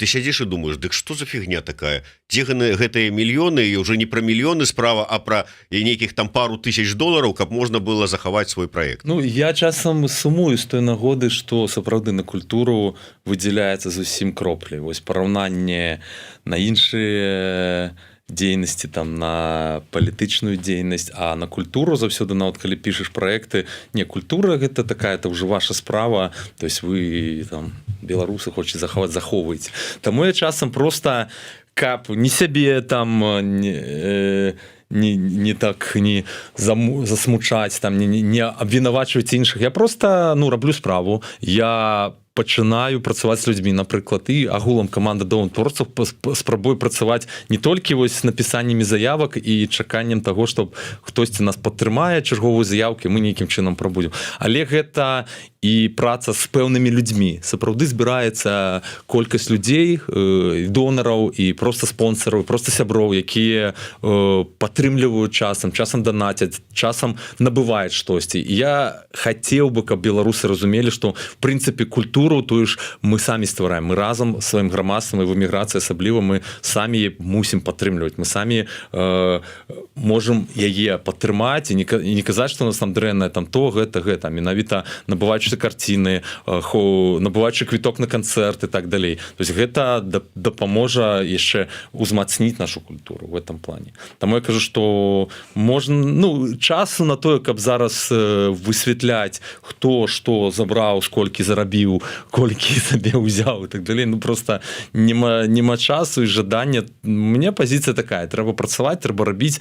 Я б яшчэ рабіў больш. Ось реально праектаў запісана на 3-5 гадоў наперад, які б хацелася рэалізаваць. Але часам гэта вымагае шмат высілкаў, працы, каб знайсці грошы. Ось, напрыклад, на тую ж кніжку, вось зараз калыханкі выходзіць кніжка моя чарговая, збіраў, ну, вось, может быть, 4 месяцы, пакуль это все, потом еще праца над ёй. Агулам вось одна кніжка можа там полгады год рыхтавацца. Хаця калі б было б хаця бы нейкае фінансаванне там на нейкая сума выделена агулам, як там, да, беларускі культурніцкі фонд. Ёсць такі фонд, туды можна пісаць заявкі, атрымоўваць там грошы на напісанне кніг там і так далей. Выдзяляецца гранты, да, ну, в такім параўнанні, колькі усяго у нас патрабуе дапамогі у сферы культуры, это зусім кроплі насамрэч. И тут вот как бы пытанне такое, что вот вы, может быть, там думаете, трэба падтрымаць, трэба каб паразвіваць, а можа яно нікому не цікава. Вот пытанне ад вожыка патрыёта. Ці адчувае Сяржук цяпер запыт на беларускую культуру? Наколькі атрымліваецца пашыраць кола зацікаўленых? Можа быть, шукаеце новыя формы для прыцягнення людзей? Кожны раз штосьці хочацца ствараць па-нову. Напрыклад, весь час выходзіць там на падзеях 20-го года ці там на нейкіх песнях, якія спяваліся там у 14-му. Кожны раз трэба змяняць, і сапраўды час патрабуе і асяроддзе патрабуе новай культуры, той, якая ёсць тут. То бок складана зачапіцца вось там за тое, што добра спрацавала там у Беларусі ці в іншай краіне. Вось мы тут знаходзімся, напрыклад, в Польшы, і мы арыентуемся на то, што ёсць тут, напрыклад. І калі прыязджаюць да нас в рэзідэнцыю мастакі, таксама яны спрабуюць стварыць нешта новае. Калі музыкі ствараюць нешта новае. Так вось у мяне таксама паўстаў праект новы, гурт «Касары», мужчынскія песні, якія мы спяваем і так далей. І кожны раз трэба штосьці знаходзіць, але сапраўды ёсць шмат яшчэ працы над тым, каб нашу культуру, нашых творцаў прасоўваць далей, знаёміць еўрапейскую публіку з творчасцю, так далей. Таму што, ну, мы все равно знаходзімся в нейкай такой сваёй эміграцыі. Сяржук, давай вернемся яшчэ раз до дома творцаў, такое агульным, то есть два пытання, звязаных одно з другому. То есть першае, ўсё ж таки, у чым важнасць? Навошта ён патрэбны? Ну, апроч таго, што час ад часу там праводзіць рэзідэнцыі творчыя, але, ну, не толькі ж творчыя рэзідэнцыі. Вот чаму гэты праект сапраўды важны, што трэба рабіць усё магчымае, каб яго захаваць? Ну, конечно, зразумела, першае, это таму, што это праект самого Доўгушева, это зразумела. Але апроч гэтага, што, ну і па-другое, уже калі мы узгадалі 3 гады дзейнасці, што можна сказаць за гэтыя 3 гады зроблена? Агулами такі мы ось камандай вызначылі такі асноўныя тэрміны нашай дзейнасці, чым мы займаемся.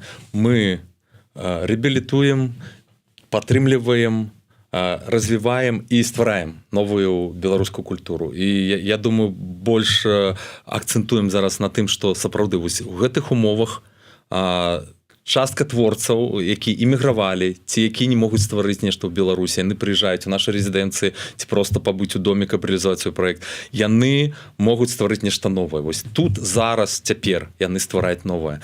І мы знаходзімся ў эміграцыі, таксама вельмі важна гэта падтрымліваць, таму што вось ёсць вялікая колькасць мастакоў, ёсць вялікая колькасць музыкаў, тэатралаў, актораў. Мы толькі частка, кажу, дом, гэта дом творцаў, мы зможам, напрыклад, падтрымаць такую колькасць творцаў, а іх куды больш.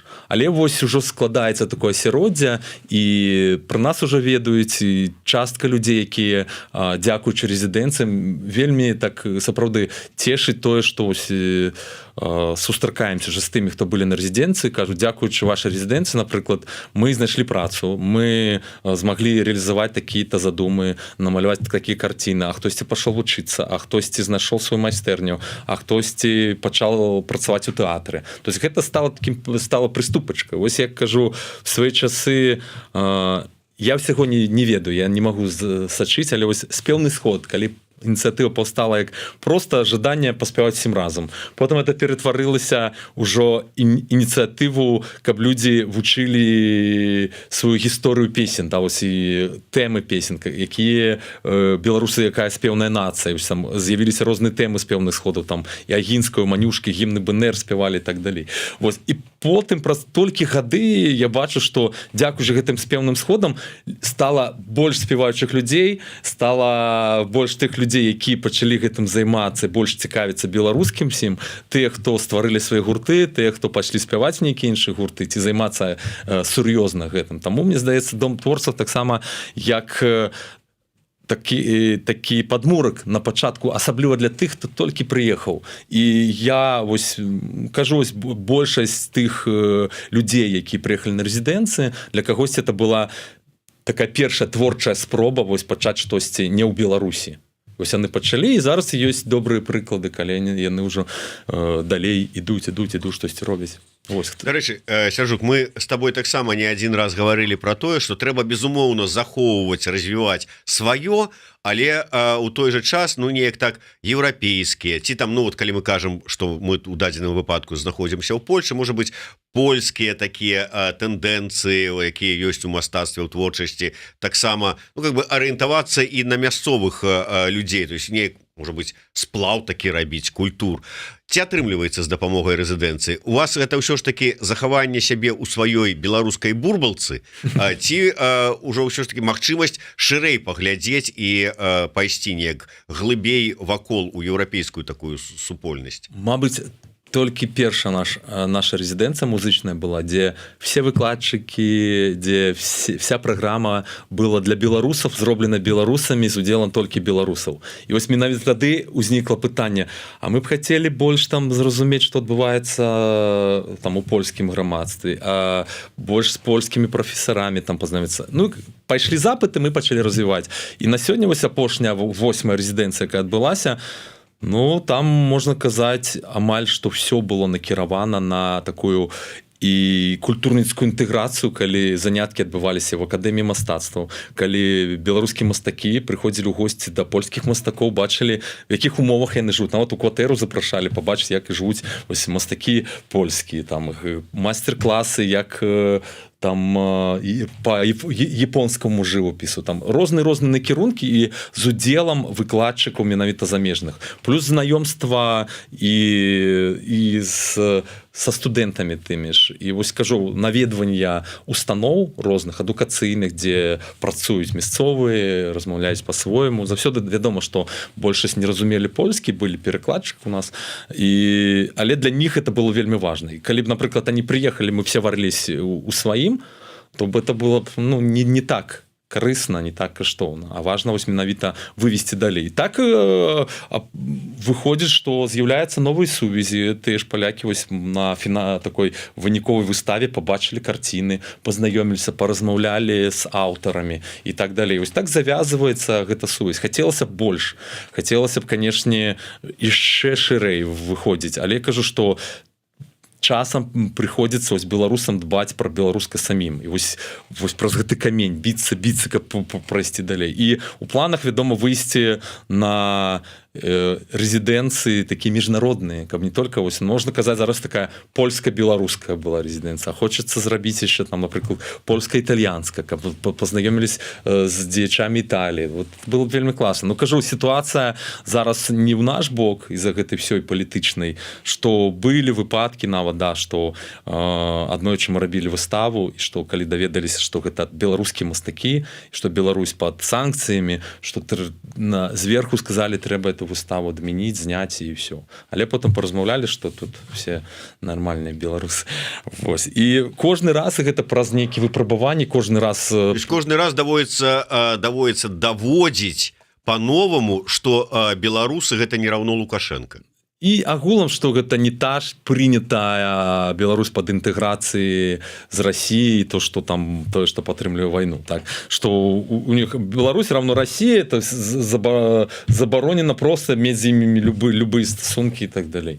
Вось, а тут нам кожны раз трэба даказваць вось гэта. Ну, вот просто кажу, што заспяваць песню, о, прикольно, это украинцы? Нет, это белорусы. А, у вас спевать? Так, наспевать. Так. Вы еще и спевать умеете, оказывается. Ну да, не только там, это нам, да, серп и молот. Давай, может быть, закрываючы на сёння тэму дома-творцаў, все ж таки, дзякуючы солідарнасці беларусаў з тым праблемамі, якая ўзнікла ўлетку, справіліся. Часова, да. А что далей? Застаецца, ведзем перамовы, зноў пішем заявкі, размаўляем з донарамі, каб з наступного года у нас было нейкае фінансаванне, пакуль я нічога не могу сказаць дакладна, але ёсць пэўнасць, ёсць размовы, але кожны раз я кажу, што з-за таго, што няма сталага фінансавання і што дом творцаў это не камерцыйны праект, і ёсць уже думкі, як все ж таки камерцыялізаваць гэта, хоць неяк прыносіла нейкія грошы, але з-за таго, што мы самі дапамагаем, то бок мы не можем на гэтым зарабляць ніяк. Вось, калі у нас з'явіцца калісьці пляцоўка, дзе будуць праходзіць розныя мерапрыемства, і яе можна будзе здаваць субаренду і праводзіць там нейкія мерапрыемства, там варштаты і так далей, то гэта можа прыносіць хоць нейкую прыбыль. Але на сёння так, нам кожны раз трэба знаходзіць нейкі дадатковы фінансаванне, кожны раз выходзіць гэта сітуацыя. Але я кажу, што вось з такіх пазітыўных момантаў, што мы дажылі до 3 гадоў, па-другое, што мы запустили новый проект, ніколі такого не рабілі, але ўжо адбылося, гэта 10 стыпендый для творцаў. І вось ужо конкурс кончыўся, мы адабралі розных творцаў, там ёсць і мастакі, і скульптары, і пісьменнікі нават, які будуць удзельнічаць у гэтай стыпендыі. Таксама вось зараз літаральна до 22 снежня працягваецца збор заявак на нашу чарговую рэзідэнцыю. У нас так стала, што самыя такія запатрабаваныя і паспяховыя гэта мастацкія. Вось у нас у лютым плануецца мастацкая рэзідэнцыя, зараз можна запоўніць заяўку любым мастакам і нават фотографам, і нават графікам і скульптарам, то есть шырокім такім разуменні мастак, і прайсці адбор і, магчыма, быць у той 15 той часткі з 15 творцаў, які патрапяць у эту рэзідэнцыю. Такім чынам, па-першае, вось у вас чарговая рэзідэнцыя, чарговая магчымасць стаць удзельнікам гэтай рэзідэнцыі, калі вы творца-мастак у той ці іншай как бы іпастасі, як тут накірунку, пачынаючы ад такого класычнага мастака і працягваючы там і фота, і скульптар, як кажа Сяржук, ну і дызайнеры там, што да, так што далучайцеся, паглядзіце, што такое з сябе ўяўляе творчая рэзідэнцыя і што такое вось дом творцаў. Ну і безумоўна, калі ёсць магчымасці альбо падтрымаць самім дом творцаў, ну альбо падказаць, які да каго звярнуцца, каб можна было нейкім чынам падтрымаць і падтрымаць падтрымку. Сяржук, яшчэ одна тэма спеўныя сходы. Што у вас чуваць у гэтым накірунку? Ну вось запусцілі ў Вільні, я вельмі цешуся, адкрылі карчма, вядома ўсім карчма ў Вільні, і там адбыўся першы спеўны сход. Мы пачалі спяваць карчомныя песні якраз такі. Глупо бы было у музеі, выбачайце, пачынаць это ўсё рабіць. Ну і я спадзяюся, што будзе гэта ініцыятыва працягвацца, таму што у гэтым годзе 10 год, в 14 годзе паўстала ініцыятыва спеўны сход, і доўгі час я не займаўся, былі нейкія сустрэчы, але вось апошні спеўны сход у Беларусі адбываўся у 20-м годзе, якраз восенню 20-го года мы там прэзентавалі спеўню каля Купалаўскага. Слухай, у мяне ўжо было стварылася ўражанне, што спеўныя сходы гэта ўжо не Сяржук Доўгушаў. Гэта ўжо не ініцыятыва, дзе вот без Сяржука і нічога не атрымліваецца, што гэта ўжо нейкі рух такі. Ну, агулам это стала просто уже так, як ўжо такі нават вобраз нейкі там спеўны сход, спеўны... Ну, і калі спачатку здавалася вот у Беларусі там 14-15 год это такая новая ініцыятыва, то зараз мне здаецца яшчэ больш з'явілася і розных і майстер-класаў і ініцыятыў і так далей.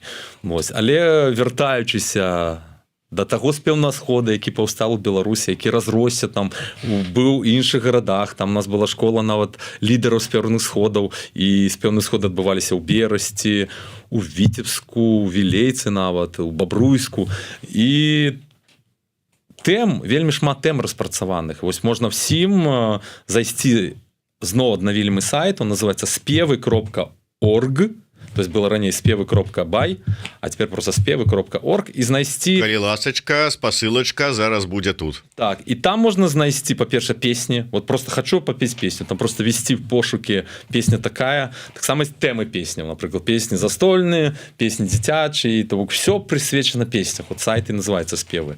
А далей можно знайсці темы, например, спеваем песняроў, там, песни спеваем романсы, там, и розныя темы, якія проходили. На вот есть видео. Вот пытаются калядныя спевы ёсць? Там все есть, да. Акрамя таго, там есть файная штука, что мы туды заливаем усе спеўнікі бесплатна, а які можна ў электронным выглядзе знайсці, нават ноты, вось все ноты там пагоня, магутны Божа можна там знайсці.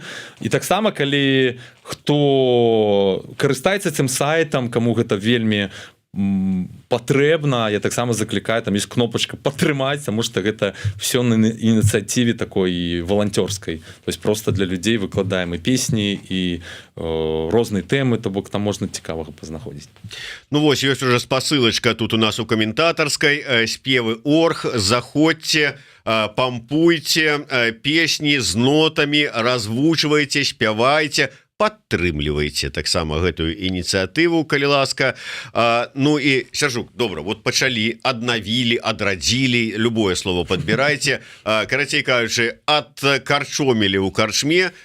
Што далей? Ну далей хочется, там есть мясцовыя людзі, якія гатовы працягваць это весці, і я буду гэтым падтрымліваць, хаця б каб не так оптимистично, хотя бы раз на месяц отбывались разные тематичные сходы. То бок там в любом разе збираются, там еще есть такая кропка, там збираются спевать традиционные спевы. Ну вот мне как спевный сход хотел такой массовый робить раз на месяц на разные темы. Например, гэтым разом у нас были карчомные песни, наступный раз можно поспевать песни Филамату Филаретов, у лютым песни Барадулина, у сакавіку гукання весны и так далее. Тема вельмі багатая, не на один год хопіць вось просто. И яны падрыхтаваны, просто рыхтуюцца, запрашаюцца люди. Спевные сходы заўсёды была такая инициатива, якая была бясплатна, так, то бок вольны ўваход заўсёды. І яна трымалася в прынцыпе на зацікаўленасці людзей, на іх вось прагі да спявання. І кожны раз вось кажу, што я заўважыў, што памятаю першыя спеўныя сходы у Мінску, калі там падыміце руку, хто любіць спяваць, там паднялі рукі, хто не любіць спяваць, падымаць, хто ўвогуле не умее спяваць, там палова людзей, хто не умее спяваць, потым а хто ведае хоць 10 беларускіх песен, і там падымае 2 чалавекі руку. Хто ведае там, ну а у Вільні зараз запытаю, хто ведае 10? Человек 10 поднимает руки. То есть столько прошло часу, и я думаю, и сама зацікавленасць беларускім всім яшчэ большая стала. Но я гулам, что ёсць тэндэнцыя такая пазітыўная, калі казаць, што раней в 18-м годзе мы заспявалі пагоню, вось просто человек 200, мы стаім зверху там, назывался «Простора вверх», здаецца, не памятаю. І вось першы наш спеўны сход, ці это 17-18 год, нават 17-й, калі мы ўпершыню заспявалі, был спеўны сход, называўся «Песні, гімны пачатку 20-го стагоддзя». І вось людзям раздалі песню «Пагоня», «Ваяцкі марш», «Магутны Божа», і все такие просто, як такое спяваць, это так складана, вось. Ну і заспявалі, і вот ёсць відэа з таго часу, вельмі класна, да, што вось такое, вось такой масавасцю вось заспявалі за столькі гадоў, вось такое. Вось далучайцеся да спеўных сходаў. Дарэчы, чулі, Сяржук узгадаў не толькі карчму, вядомае беларускае месца ў Вільні, але і яшчэ адно вядомае месца таксама ў Вільні, Кропка. Гэта такая творчая прастора, крама, дзе ладзяцца шмат цікавых ініцыятыў. Вот Сяржук кажа, што збіраюцца людзі, песні спяваюць, а мы 20 снежня у Кропцы о 18 гадзіне правядзем прэзентацыю трэцяй кнігі пра беларускую нацыянальную ідэю і дыскусію з гэтай нагоды. Будзе шмат цікавых людзей, пачынаючы ад гісторыкаў, палітыкаў, экспертаў. Не ведаю, ці будзем спяваць народныя песні, але абяцаўся быць на сустрэчы таксама Леслі Кнайф, Владзіслаў Новажылаў, так што што-небудзь ды заспяваем у концы-то концов. Як же ж без гэтага? Ну што ж, яшчэ адну тэмку на заканчэнне хацеў бы закрануць, тым больш што абяцалі яе таксама агучыць. Ведаю, што не толькі такімі арганізацыйнымі пытаннямі жывеш, але ўсё ж таки ад творчасці не адрываешся. Ты расказаў пра тое, што час ад часу ездзіш у ЗША ды Канаду, тыя ж самыя, а не толькі тут па Еўропе гастралюеш, дзе таксама людзям дарыш свята. Гэтым разам будзе каляднае свята, так? Так. І чакаў я. У тым годзе я не гастраляваў. Летась так быў тут, калядаваў у Варшаве.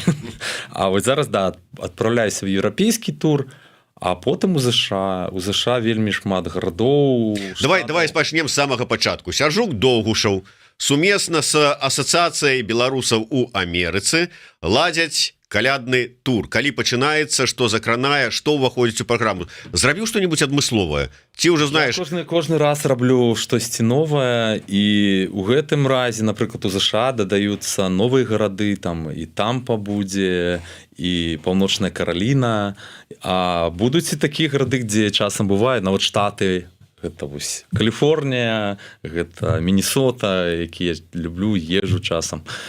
І акрамя ўсяго, вось у мяне будзе пачатак ужо у гэтую сераду, вылетаю, будзе у мяне першы калядны выступ у Даніі.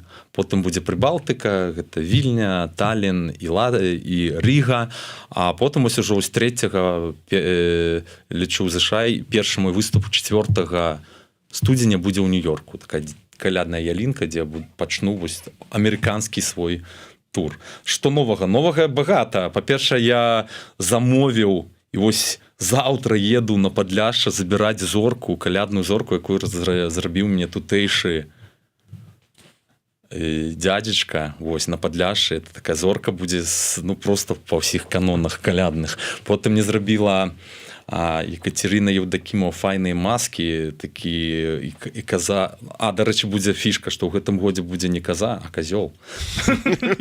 А гэта таксама арыгінальна, што у беларускай традыцыі ёсць казёл, і нават на Гомельшчыне ў экспедыцыях і ёсць і песня, калі водзяць не казу, а козла. Ну і, канешне, раблю пад кожны свой тур і пад кожны, в прынцыпе, горад сваю праграму. То бок з такім падыходам. Дзесьці будзе больш такога інтэрактыву, дзесьці будзе больш танцаў, дзесьці будзе больш гульняў, там дзесьці будзе так для дзяцей накіравана. Там па сітуацыі. А Сіэтл в гэтым разе агулам падзялілі. То есть будзе першая частка у нас у дзень там сямейная, больш для дзяцей праграма, а ўвечар ужо такіх больш для дарослых. Там мы будзем і штосьці выпіваць, і бяседныя песні спяваць, і такое будзе застолле з 12 страў.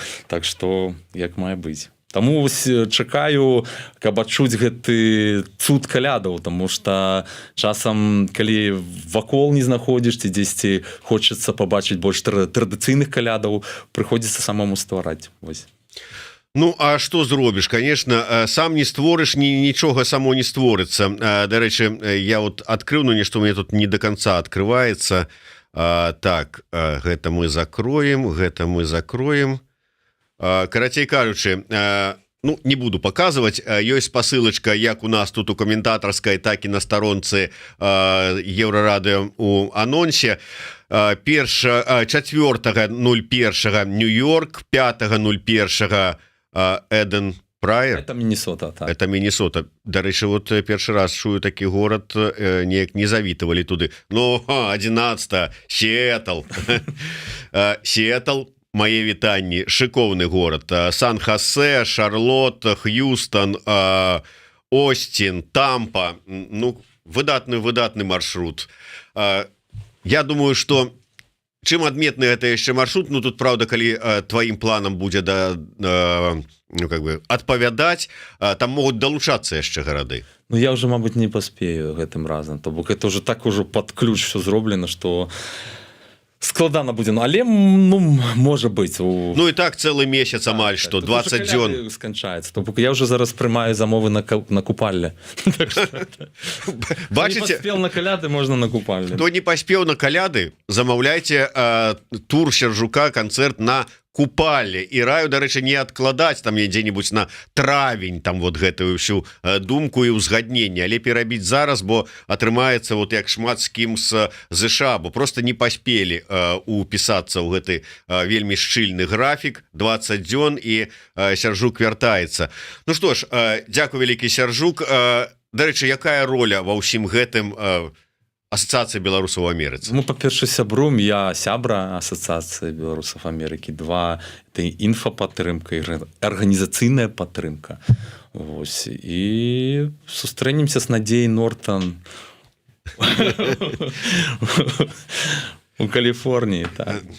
Надзея Нортан, адмысловыя вітанні са студыі Еўрарады ад Сяржука Доўгушава і мяне асабіста. Гэта той чалавек, які вельмі шмат зрабіў для беларускага руху, прычым не толькі ў ЗША. Дарэчы, гэта першая прэзідэнтка Асацыяцыі беларусаў у Амерыцы, Надзея Нортан, і в прынцыпе той чалавек, які выцягнуў у першы тур па ЗША мяне і ў другі дакладней. А як я на каляды арганізую? А як каляды арганізоўвае.